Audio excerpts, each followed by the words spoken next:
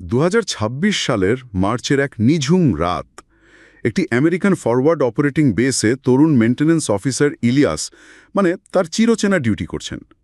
তার পুরো ক্যারিয়ার কেটেছে MQ-9 রিপার ড্রোনগুলোর পেছনে, যেগুলো মূলত এক একটি উড়ন্ত মুকুট। একদম রাজকীয় ব্যাপার-স্যাপার আর কি। ঠিক তাই। এই ড্রোনগুলোকে রাখা হয় বিশেষ শীতাতাপ নিয়ন্ত্রিত হ্যাঙ্গারে, যেখানে এক ফোঁটা ধুলোবালি পড়ারও উপায় নেই। কোটি কোটি ডলারের এই সম্পদগুলো যেন আমেরিকান সামরিক আভিজাত্যের প্রতীক। কিন্তু সেই রাতে হঠাৎ সবকিছু ওলটপালট হয়ে গেল। কারণ কোনো রাজকীয় জেট নয়, হ্যাঙ্গারে এসে পৌঁছাল স্তূপ করা কিছু সাধারণ কাঠের বাক্স। হ্যাঁ, ইলিয়াস যখন সেগুলো খুললেন, তিনি নিজে চোখকে বিশ্বাস করতে পারছিলেন না। ভেতরে কোনো অত্যাধুনিক জাদুকরী প্রযুক্তি ছিল না, বরং ছিল লুকাস নামে এক অদ্ভুত ড্রোন, যা দেখতে অনেকটা সাধারণ গ্যারেজে বানানো কোনো শখের প্রজেক্টের মতো। কোনো মসৃণ নকশা নেই, কোনো বিলাসিতা নেই, শুধু একঝাঁক সস্তা আত্মঘাতী ড্রোন। আর ঠিক এখান থেকেই শুরু হয় এক অদ্ভুত প্যারাডক্স। যে দেশটি দশকের পর দশক ধরে আকাশপথে এক ছত্র আধিপত্য ধরে রাখতে কয়েক বিলিয়ন ডলারের স্টিলথ জেট বানিয়েছে, তারা হঠাৎ কেন এই উড়ন্ত ঘাস কাটার যন্ত্রের ওপর ভরসা করতে শুরু করল? গল্পটা কিন্তু শুধু সস্তা ড্রোনের নয়। একই সময় ইরানে আকাশসীমার রাডারে ধরা পড়ল পরিচিত এক সংকেত, শাহেদ 136। ইরানি অপারেটররা ভাবলেন হয়তো তাদেরই কোনো ড্রোন ফিরছে। কিন্তু কয়েক মুহূর্ত পরেই যখন প্রচণ্ড বিস্ফোরণে চারপাশ কেঁপে উঠল, ধ্বংসস্তূপের মাঝে পাওয়া গেল এক টুকরো লেবেল, যাতে লেখা মেড ইন অ্যারিজোনা। আমেরিকা আর আগের মতো প্রচলিত কায়দায় যুদ্ধ করছে না। তারা এখন শত্রু দেশের অস্ত্রকেই তাদের আয়না হিসেবে ব্যবহার করছে। 2026 সালের অপারেশন এপিক ফিউরির এই সূচনা আমাদের এমন এক যুদ্ধের সামনে দাঁড় করিয়ে দিয়েছে, যেখানে জেতা বা হারা এখন আর বীরত্বের বিষয় নয়, বরং এটি হয়ে দাঁড়িয়েছে এক নিষ্ঠুর গাণিতিক হিসাব। একদম। কেন আমেরিকা তাদের সেরা যুদ্ধবিমানগুলো রেখেই সস্তা ড্রোনের জোয়ারে গা ভাসাচ্ছে? কেন তারা এমন এক খেলায় নেমেছে যেখানে প্রতিপক্ষের $40 লাখ ক্ষেপণাস্ত্রকে নিছক অপচয় করতে তারা ব্যবহার করছে মাত্র $35,000 ড্রোন?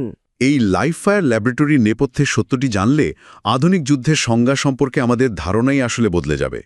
তো আমরা যদি শুরুতেই ওই অফিসার ইলিয়াসের গল্পটায় ফিরে যাই। হ্যাঁ, ওই ঘটনাটা আসলে পুরো সামরিক মতবাদের একটা বিশাল পরিবর্তনের ইঙ্গিত দেয়। দশকের পর দশক ধরে সামরিক বাহিনীগুলো যে অস্ত্র তৈরি করেছে, সেগুলো অনেকটা রোলেক্স ঘড়ির মতো, অত্যন্ত দামি, নিখুঁত এবং খুব যত্ন করে রাখার জিনিস। MQ-9 রিপার ড্রোনগুলোর মেইনটেন্যান্স তো বিশাল ঝক্কির কাজ। আকাশে 1 ঘন্টা ওড়ার জন্য মাটিতে নাকি অসংখ্য ঘন্টার প্রিভেন্টিভ মেইনটেন্যান্স প্রয়োজন হয়। ঠিক, কিন্তু ওই রাতে পাইন কাঠের বাক্স থেকে যা বেরোলো, তাই পুরো দর্শনটাকেই উল্টে দিয়েছে। এখানেই একটা দারুণ কনসেপ্ট উঠে আসে, যাকে বলা হচ্ছে রণক্ষেত্রের অ্যামাজন প্রাইমিং। অ্যামাজন প্রাইমিং শব্দটা বেশ ইন্টারেস্টিং। হ্যাঁ, ব্যাপারটা অনেকটা এরকম। আমরা যখন অ্যামাজন বা কোনো অনলাইন শপ থেকে সস্তায় কিছু কিনি, তখন সেটা নষ্ট হলে আমরা কি মেকানিক ডেকে ঠিক করি? না, স্রেফ ফেলে দিয়ে নতুন আরেকটা অর্ডার করি। আচ্ছা, বুঝতে পেরেছি। দীর্ঘস্থায়ী সম্পদের বদলে এই ড্রোনগুলোকে এখন ব্যবহারযোগ্য, সস্তা এবং দ্রুত প্রতিস্থাপনযোগ্য ইনভেন্টরি হিসেবে দেখা হচ্ছে। একদম তাই। আধুনিক যুদ্ধক্ষেত্র এখন আর ওই ব্যক্তিগত বীরত্বের জায়গা নেই। আর এই অ্যামাজন প্রাইমিং ধারণার পিছনেই লুকিয়ে আছে সেই নিষ্ঠুর গাণিতিক সমীকরণ, যাকে আমরা বলি ক্ষয়ের যুদ্ধ বা অ্যাট্রিশন ওয়ারফেয়ার। এই গাণিতিক হিসাবটা কিন্তু উপসাগরীয় অঞ্চলে অপারেশন এপিক ফিউরির শুরুর দিকের পরিসংখ্যান দেখলে একদম পরিষ্কার হয়ে যায়। মিত্র দেশগুলোর রাডার এবং আকাশ প্রতিরক্ষা ব্যবস্থাগুলো ধেয়া আসা ড্রোনগুলোর প্রায় 97% মাঝপথে ধ্বংস করতে পেরেছিল। একটু থামাই আপনাকে। যে কোনো সাধারণ হিসেবে 100টার মধ্যে 97টা ড্রোন ধ্বংস করতে পারা তো বিশাল বিজয়, তাই না? এটাকে তো ঐতিহ্যবাহী মডেলে অভাবনীয় সাফল্য মনে হওয়ার কথা। হ্যাঁ, দৃশ্য তো মনে হতে পারে, কিন্তু নতুন এই মাত্রিকতায় এটি আসলে একটি চরম কৌশলগত ব্যর্থতা। ব্যর্থতা কেন? 97% ঠেকিয়ে দেওয়ার পরও? কারণটা হলো খরচের বিশাল অসামঞ্জস্য। ধরুন, আক্রমণকারী যে ড্রোনটি পাঠাচ্ছে তার দাম হয়তো মাত্র $30,000, কিন্তু ওই $30,000 ড্রোনকে ঠেকাতে আকাশ প্রতিরক্ষা ব্যবস্থাকে যে প্যাট্রিয়ট অ্যাডভান্সড ক্যাপাবিলিটি 3 বা PAC-3 মিসাইল ছুটতে হয়, ওই যে দামি ইন্টারসেপ্টরগুলো, হ্যাঁ, তার এক একটির দাম প্রায় $40 লাখ। এখন ভাবুন, একটা সস্তা সাধারণ উড়ন্ত ইঞ্জিনকে ধ্বংস করতে $40 লাখ একটি অত্যন্ত জটিল মিসাইল খরচ করা হচ্ছে। ও, তার মানে আক্রমণকারীর মূল লক্ষ্য ড্রোন দিয়ে সরাসরি কোনো কিছু ধ্বংস করা নয়। তাদের লক্ষ্য হল $40 লাখ ওই মহামূল্যবান মিসাইলগুলোর মজুদ খালি করে দেওয়া। ঠিক ধরেছেন, কারণ ওই দামি মিসাইলগুলো রাতারাতি তৈরি করা যায় না। আর যে 3% ড্রোন এই প্রতিরক্ষা বলয়ে ভেদ করতে পারছে, তাদের ধ্বংসযজ্ঞের পরিমাণও কিন্তু নেহাত কম নয়। হ্যাঁ, আমি বাহরাইনের একটা ঘটনার কথা পড়েছিলাম। একটিমাত্র ড্রোন লক্ষ্যভেদ করে $300 মিলিয়ন একটি রাডার সাইট সম্পূর্ণ ধ্বংস করে দিয়েছিল। ঠিক, মানে আক্রমণকারীর $30,000 বিপরীতে রক্ষণের ক্ষতি হল $300 মিলিয়ন। এই গাণিতিক হিসেবে রক্ষণভাগ কখনো টিকতে পারবে না। এটা একটা অসম লড়াই। এই কারণেই তো স্পেক্ট্রাওয়ার্কসের তৈরি লুকাস ড্রোনের মতো সস্তা বিকল্পগুলো এত জনপ্রিয় হয়ে উঠছে। কিন্তু একটা ব্যাপার আমি কিছুতেই বুঝতে পারছি না। কোন ব্যাপারটা? এই ড্রোনগুলো দেখতে তো সাধারণ গ্যারেজে বানানো খেলনার মতো, তাহলে এগুলো আগের ড্রোনগুলোর চেয়ে বা শত্রুপক্ষের ড্রোনের চেয়ে আলাদা কোথায়? এর নকশায় বেশ কিছু সূক্ষ্ম কিন্তু মারাত্মক কার্যকর পরিবর্তন আনা হয়েছে। প্রথমত, এর ডেল্টা উইং বা ত্রিভুজাকৃতির ডানার কথা বলতে হয়। আচ্ছা, ডেল্টা উইংয়ের সুবিধাটা কি? এই ডানার কারণে এরা খুব ধীর গতিতেও বাতাসে ভাসতে বা লয়টার করতে পারে, অনেকক্ষণ আকাশে অপেক্ষা করতে পারে। আর সবচেয়ে বড় পরিবর্তনটা হলো এর ইঞ্জিনে। ইঞ্জিনটা কি খুব আলাদা? হ্যাঁ, ইরানি শাহেদ ড্রোনে ব্যবহার করা হতো 4 সিলিন্ডার ইঞ্জিন, যা প্রচণ্ড শব্দ করত। দূর থেকে ঘাস কাটার মেশিনের মতো শব্দ শুনে মানুষ সতর্ক হয়ে যেত। কিন্তু লুকাসে ব্যবহার করা হয়েছে 2 সিলিন্ডারের DA215 ইঞ্জিন। তার মানে সিলিন্ডার কমানোর কারণে এর জ্বালানি খরচ কমে গেছে? হ্যাঁ, জ্বালানি সাশ্রয়ী তো বটেই। এর সবচেয়ে বড় সুবিধা হল শব্দের মাত্রা একদম কমে যাওয়া। এটি লক্ষ্যবস্তুর কাছাকাছি পৌঁছানোর আগে এর শব্দ প্রায় শোনাই যায় না বললেই চলে। ভয়ঙ্কর ব্যাপার। আর এর উৎক্ষেপণ প্রক্রিয়াটাও নাকি খুব নমনীয়। আমি পড়েছিলাম যে এগুলো ওড়ানোর জন্য কোনো রানওয়ে দরকার হয় না, এগুলো রাটো সিস্টেম ব্যবহার করে ওড়ানো যায়। একদম ঠিক। রাটো মানে হল রকেট অ্যাসিস্টেড টেক অফ। সহজ কথায়, ড্রোনের পেছনে ছোট্ট একটা রকেট বুস্টার লাগিয়ে দেওয়া হয়। তার মানে সাধারণ ট্রাকের ওপর থেকেও ছোড়া যায়? শুধু ট্রাক নয়, ক্যাটাপোল্ট বা এমনকি আরব সাগরের বুকে ভাসমান ইন্ডিপেন্ডেন্স ক্লাস জাহাজ থেকেও এগুলোকে সরাসরি আকাশে ছুড়ে দেওয়া যায়। আকাশে ওড়ার পর রকেটটা খসে পড়ে এবং ড্রোনের নিজস্ব ইঞ্জিন চালু হয়। ব্যাপারটা বেশ অভিনব, কিন্তু এখানে আমার একটা বড় ধরনের খটকা লাগছে। এই সস্তা ড্রোনগুলোর প্রধান দুর্বলতা তো জিপিএস। ট্রেডিশনাল ড্রোনগুলো তো বটে। হ্যাঁ, এরা তো জিপিএস দেখেই গন্তব্যে যায়। এখন প্রতিপক্ষ যদি জিপিএস সিগন্যাল জ্যাম করে দেয়, তাহলে তো এগুলো অন্ধ হয়ে যাওয়ার কথা। একটা সাধারণ ড্রোন জিপিএস ছাড়া কিভাবে নিখুঁতভাবে লক্ষ্যবস্তুতে আঘাত করবে? খুব যৌক্তিক প্রশ্ন। আর ঠিক এখানেই লুকাস ড্রোন যোজন এগিয়ে। এরা কেবল স্ট্যাটিক জিপিএস কোঅর্ডিনেটের ওপর নির্ভর করে না। জ্যামিংয়ের বাধা কাটাতে এদের ভেতরে ভিশন বেসড অবজেক্ট রেকগনিশন প্রযুক্তি দেওয়া হয়েছে। এটা কি স্মার্টফোনের ফেস আইডির মতো কিছু, মানে চেহারা চিনে নেওয়ার মতো? দারুণ একটা উপমা দিয়েছেন। ঠিক তাই। আপনার ফোন যেমন আপনার মুখের জ্যামিতিক আকার দেখে আপনাকে চিনে নেয়, লুকাস ড্রোনও ঠিক সেভাবে কাজ করে। মানে জিপিএস কাজ না করলেও এর কোনো সমস্যা নেই? না, কারণ এর নিজস্ব অপটিক্যাল সেন্সর বা ক্যামেরা আছে। এটি নিচের ভূখণ্ডের দিকে তাকায় এবং রাডার ডিশ বা সাজোয়াজানের নির্দিষ্ট জ্যামিতিক আকার নিজে থেকেই শনাক্ত করতে পারে। স্বাধীন এআই এর মাধ্যমে এটি নিজেই সিদ্ধান্ত নেয়।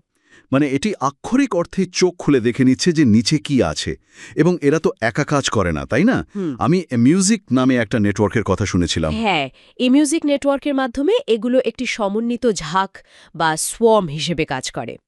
এরা নিজেদের মধ্যে যোগাযোগ করতে পারে। তার মানে ঝাঁকের একটা ড্রোন কিছু দেখলে বাকিদের জানিয়ে দিতে পারে? একদম। সবচেয়ে অদ্ভুত বিষয় হলো এদের কাঠামো অত্যন্ত মডুলার। সবাই যে শুধু বোমা বহন করে তা কিন্তু নয়। তাহলে বোমা না থাকলে এগুলো দিয়ে কি কাজ হয়? এই ঝাঁকের কিছু ড্রোন কেবল ইলেকট্রনিক ওয়ারফেয়ার বা ইডব্লিউ মডিউল বহন করে, যাদের কাজ হল শত্রুর রাডার জ্যাম করা। আবার কিছু ড্রোন অনেক উঁচুতে উড়ে যোগাযোগের রিলে হিসেবে কাজ করে, যাতে নেটওয়ার্কটা বিচ্ছিন্ন না হয়।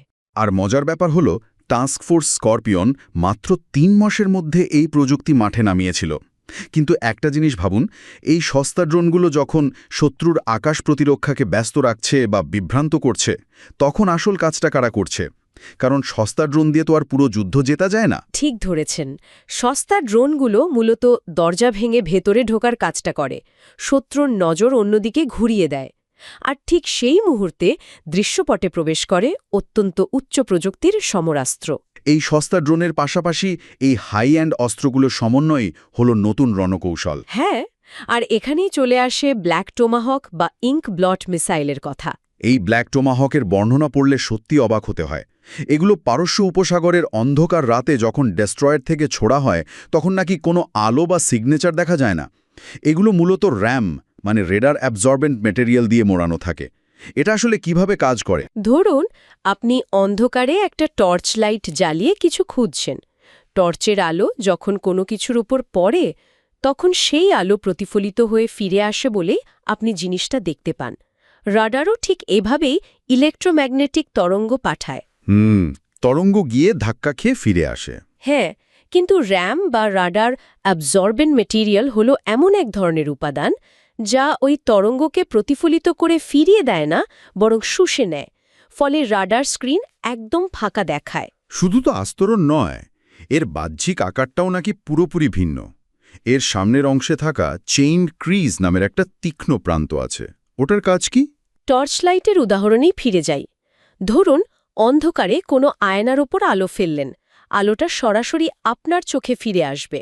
কিন্তু আয়নাটা যদি একটু কাত করা থাকে, তাহলে আলোটা অন্যদিকে চলে যাবে, চোখে লাগবে না। ঠিক। চেইনড ক্রিজ হল মিসাইলের গায়ে থাকা তীক্ষ্ণ বাঁক।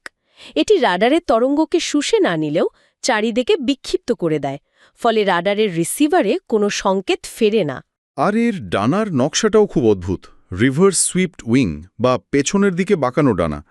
আমি পড়েছিলাম যে এই ডানার কারণে মিসাইলটি সমুদ্রপৃষ্ঠের খুব কাছাকাছি উঠতে পারে। হ্যাঁ, একে সি স্কিমিং বলে। মানে পৃথিবীর বক্রতা এবং সমুদ্রের উঁচু ঢেউগুলোকে ঢাল হিসাবে ব্যবহার করে আক্ষরিক অর্থেই সমুদ্রের আড়ালে লুকিয়ে থাকে। একটা মিসাইল সমুদ্রের আড়ালে লুকিয়ে এগিয়ে যাচ্ছে, এটা ভাবলেই অবাক লাগে। এবং যখন এটি লক্ষ্যবস্তুর কাছাকাছি পৌঁছায়, তখন এর ইমেজিং ইনফ্রারেড সিকার এবং 2-ওয়ে ডাটা লিঙ্কের কারণে এটি চলন্ত লক্ষ্যবস্তুকেও নিখুঁতভাবে আঘাত করতে পারে। এই নিখুঁত আঘাতের আরও এক দুর্দান্ত উদাহরণ হল নতুন পিআরএসএম মিসাইল। হ্যাঁ, পিআরএসএম তো পুরনো অ্যাটাকামস মিসাইলের জায়গা নিচ্ছে। পুরনোটার সাথে এর মূল পার্থক্যটা কোথায়? পার্থক্যটা বিশাল। পুরনো মিসাইলগুলো একটি নির্দিষ্ট প্যারাবোলিক আর্কে চলত, কিন্তু পিআরএসএম হাইমারস্ট্রকে দ্বিগুণ সংখ্যায় বহন করা যায়। মানে ফায়ার পাওয়ার ডাবল হয়ে গেল। শুধু ডাবল না, এটি নিচে নেমে আসার সময়ও চলন্ত লক্ষ্যবস্তুকে একদম নিখুঁতভাবে ধ্বংস করতে পারে। এই এত নিখুঁত প্রযুক্তি নিয়ে কথা বলতে গিয়ে একটা প্যারাডক্সের কথা মনে হচ্ছে। প্রযুক্তি যখন এত নিখুঁত ও ক্লিন, মানে ধরুন একটা মিসাইল আশপাশের কোনো ভবনের ক্ষতি না করে কেবল মাঝখানে থাকা একটি চলমান কমান্ড ভেহিকলকে ধ্বংস করতে পারছে। হ্যাঁ, কোল্যাটারাল ড্যামেজ একদম কম। কিন্তু এখানেই তো সমস্যা। প্রযুক্তি যত ক্লিন হয়, নীতি নির্ধারকদের জন্য এই ধ্বংসাত্মক অস্ত্রের ব্যবহারকে যৌক্তিক প্রমাণ করা তত সহজ হয়ে যায়। মনে হয় যেন এটি কোনো ভিডিও গেম, যা আসলে যুদ্ধের ভয়াবহ রূপটাকে আমাদের চোখ থেকে আড়াল করে দেয়। এটা একটা খুব বড় দার্শনিক পয়েন্ট। তবে রণক্ষেত্রের বাস্তবতায় এই চরম নিখুঁত প্রযুক্তি এবং গতির প্রতিযোগিতা এখন হাইপারসনিক যুগের মূল চালিকা শক্তি। হাইপারসনিক প্রযুক্তিতে বৈশ্বিক দৌড়ের চিত্রটি কিন্তু অত্যন্ত আকর্ষণীয়। এক্ষেত্রে চীন অত্যন্ত সফলভাবে DF-17 হাইপারসনিক গ্লাইড ভেহিকেল মোতায়েন করেছে। সত্যি বলতে, চীনের এই DF-17 তাদের বিপুল রাষ্ট্রীয় বিনিয়োগ এবং প্রযুক্তিগত দূরদর্শিতার এক অসাধারণ দৃষ্টান্ত। মহাকাশের কাছাকাছি গিয়ে তারপর তীব্র গতিতে নিচে নেমে আসার এই প্রযুক্তিটি ইঞ্জিনিয়ারিংয়ের এক বিশাল অর্জন। নিঃসন্দেহে অভাবনীয় সাফল্য। চীনের গ্লাইড ভেহিকেল প্রযুক্তির এই দুর্দান্ত সফলতার বিপরীতে যুক্তরাষ্ট্র কিন্তু অন্ধভাবে একই প্রযুক্তি অনুকরণ করেনি। না, তারা সম্পূর্ণ ভিন্ন একটি পথ বেছে নিয়েছে। তারা স্ক্র্যামজেট ইঞ্জিন নির্ভর হাইপারসনিক ক্রুজ মিসাইল বা HCM তৈরির দিকে ঝুঁকেছে। সাধারণ জেট ইঞ্জিন বা রকেটের সাথে এই স্ক্র্যামজেটের পার্থক্যটা আসলে কি? সাধারণ জেট ইঞ্জিনে বাতাস টেনে নেয়ার জন্য টারবাইনের ভেতরে ফ্যান বা পাখা থাকে, যা বাতাসকে সংকুচিত করে। কিন্তু স্ক্র্যামজেট ইঞ্জিনগুলো কাজ করে শব্দের চেয়ে 5 গুণেরও বেশি গতিতে। তো এত গতিতে পাখা কাজ করে কিভাবে? সেটাই তো ম্যাজিক। এত প্রচণ্ড গতিতে বাতাস নিজে থেকেই ইঞ্জিনের ভেতর ঢুকে এমনভাবে সংকুচিত হয় যে কোনো ঘূর্ণায়মান পাখার দরকারই পড়ে না। মানে গতিটাই এখানে কম্প্রেসারের কাজ করছে। কিন্তু চীন যেখানে মহাকাশের কাছাকাছি দিয়ে মিসাইল পাঠাচ্ছে, যুক্তরাষ্ট্র কেন স্ক্র্যামজেট দিয়ে বায়ুমণ্ডলের অনেক নিচ দিয়ে যাওয়ার কৌশল নিল? কারণ হল রাডারের দৃষ্টিসীমা এড়ানোর কৌশল। আপনি যদি অনেক উঁচু দিয়ে আসেন, রাডার আপনাকে অনেক দূর থেকেই দেখতে পাবে। হ্যাঁ, দিগন্তের ওপর দিয়ে সহজেই চোখে পড়বে। কিন্তু স্ক্র্যামজেট মিসাইলগুলো যেহেতু অনেক নিচ দিয়ে তীব্র গতিতে উড়ে আসে, রাডার হোরাইজন বা রাডারের দৃষ্টিসীমার নিচে থাকার কারণে শত্রুর সতর্কতামূলক ব্যবস্থাগুলো একে শনাক্ত করার আগেই এটি আঘাত হানতে পারে। তো একদিকে আমরা দেখছি কোটি ডলারের অত্যাধুনিক হাইপারসনিক মিসাইল, অন্যদিকে মাত্র $35,000 সস্তা ড্রোন। এখন এই সস্তা ড্রোনের ঝাঁককে ঠেকাতে যদি কোটি টাকার মিসাইল ছোড়া বোকামি হয়, তাহলে উপায় কি? এই দুই প্রান্তিকের মাঝামাঝি অবস্থানে তো একটা বিশাল শূন্যস্থান রয়ে যাচ্ছে, তাই না? হ্যাঁ, ঠিক এই শূন্যস্থানটাকেই বলা হচ্ছে দ্য মিসিং মিডল। আর এর সমাধান হল ডিরেক্টেড এনার্জি ওয়েপন, মানে সংক্ষেপে DEW, মানে সোজা কথায় লেজার প্রযুক্তি। সস্তা ড্রোনের ঝাঁক ঠেকাতে প্যাট্রিয়ট মিসাইলের বদলে লেজার? হ্যাঁ, কারণ লেজার ব্যবহার করলে প্রতি শটে খরচ হয় মাত্র কয়েক ডলারের ডিজেল। অর্থনৈতিকভাবে এটা তো বিশাল একটা সমাধান। কিন্তু লেজার নিয়ে তো অনেক দিন ধরেই কথা হচ্ছে। এখন এটা সব জায়গায় পুরোদমে ব্যবহার হচ্ছে না কেন? কারণ এর কিছু চরম যান্ত্রিক সীমাবদ্ধতা রয়েছে। প্রথমত, লেজার তৈরি করতে বিপুল পরিমাণ বিদ্যুৎ লাগে এবং যন্ত্রটি নিজেই প্রচণ্ড গরম হয়ে যায়। কুলিং সিস্টেম একটা বড় চ্যালেঞ্জ। আর দ্বিতীয় সীমাবদ্ধতাটা কি? আবহাওয়া। লেজার তো আসলে আলোর রশ্মি। তো আবহাওয়া কিভাবে লেজারকে বাধা দেয়? এখন যদি ঘন কুয়াশা, ধুলোঝড় বা বৃষ্টি থাকে, তখন ওই পানির কণা বা ধুলোর কারণে লেজার রশ্মি বিক্ষিপ্ত হয়ে যায়। এর শক্তি অনেকটাই কমে যায়। তারপরও দীর্ঘমেয়াদী যুদ্ধে টিকে থাকার জন্য এই সস্তা প্রতিরক্ষা ব্যবস্থার ওপর জোর দেওয়া হচ্ছে। এই সমস্ত আলোচনা থেকে একটা জিনিস পরিষ্কার, যে এত বিপুল সংখ্যক ড্রোন এবং নতুন প্রযুক্তির জন্য তো শিল্পেরও আমূল পুনর্গঠন প্রয়োজন। অবশ্যই। এখানে পোর্টার্স 5 ফোর্সেস মডেলের কথা মাথায় আসছে। এই মডেল অনুযায়ী দেখলে বর্তমান প্রতিরক্ষা শিল্পের চিত্রটা বেশ ইন্টারেস্টিং। হ্যাঁ, বাজারে প্রবেশের বাধা খুব কম হওয়ায় এখন ৩০০টিরও বেশি প্রতিষ্ঠান ড্রোন তৈরি করছে। সাধারণ ল্যাবরেটরিতে বসে সস্তা পার্টস দিয়ে এসব বানানো যাচ্ছে। অথচ ওই হাই এন্ড অস্ত্রগুলো যেমন স্ক্র্যামজেট বা স্টেলথ কোটিং তৈরির ক্ষমতা মাত্র গুটি কয়েক বিশাল প্রতিষ্ঠানের হাতে কুক্ষিগত। এই ভারসাম্যহীনতা কাটানোর জন্যই আইজেনহাওয়ার স্কুলের বিশ্লেষকরা বেশ কিছু প্রস্তাবনা দিয়েছেন, যেগুলো অত্যন্ত গুরুত্বপূর্ণ। তারা কি বলছে? তারা বলছেন যে শুধু গবেষণায় টাকা ঢাললেই হবে না, গবেষণা ও উৎপাদনের অনুপাত হতে হবে 1:10, অর্থাৎ প্রোটোটাইপ বা গবেষণার চেয়ে উৎপাদনের 10 গুণ বেশি অর্থ ব্যয় করতে হবে। আর এই বিপুল অর্থ আসবে কোথা থেকে? মিত্রদেশগুলোর কাছে পুরনো অস্ত্র বিক্রি করে, যাকে FMS বা ফরেন মিলিটারি সেলস বলা হয়। আইজেনহাওয়ার স্কুলের প্রস্তাবগুলোর মধ্যে সবচেয়ে চমকে দেওয়ার মতো প্রস্তাবটা ছিল নেমেটস ক্লাস এয়ারক্রাফট ক্যারিয়ার বাতিল করা। মানে একটি বা দুটি নয়, 4টে ক্যারিয়ার বাতিল করার প্রস্তাব। হ্যাঁ, শুনতে অবাক লাগলেও এটাই প্রস্তাব করা হয়েছে। একটা এয়ারক্রাফট ক্যারিয়ার তো একটা ভাসমান শহরের মতো, আমেরিকান সামরিক শক্তির সবচেয়ে বড় প্রতীক। এই বিশাল জাহাজগুলোকে বাতিল করার কথা কিভাবে ভাবা হচ্ছে? এটা তো সামরিক দর্শনের এক বিশাল ধাক্কা। ধাক্কা হলেও এটাই এখনকার বাস্তব হিসাব। একটা নিমিটস ক্লাস ক্যারিয়ার তৈরি এবং এর রক্ষণাবেক্ষণের পেছনে যে বিপুল অর্থ খরচ হয়, তা দিয়ে প্রায় 1.5 লক্ষ ড্রোন বানানো সম্ভব। 1.5 লক্ষ? হ্যাঁ, সামরিক দর্শন এখন বিশাল এবং সহজে আঘাতযোগ্য লক্ষ্যবস্তু থেকে সরে আসছে।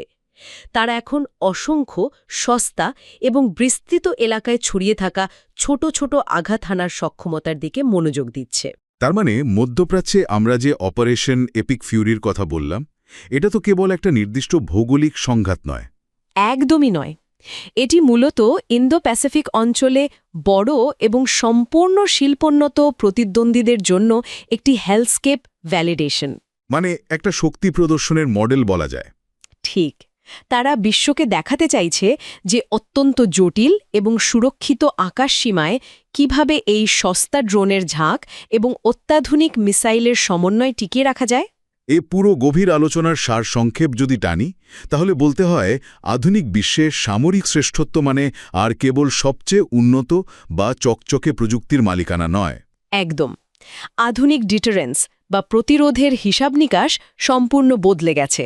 এটা এখন নির্ভর করছে বিপুল ক্ষয়ক্ষতি সহ্য করার ক্ষমতা এবং দ্রুততম সময়ে সস্তা সমরাস্ত্র উৎপাদনের শিল্প সক্ষমতার উপর। যথার্থ বলেছেন।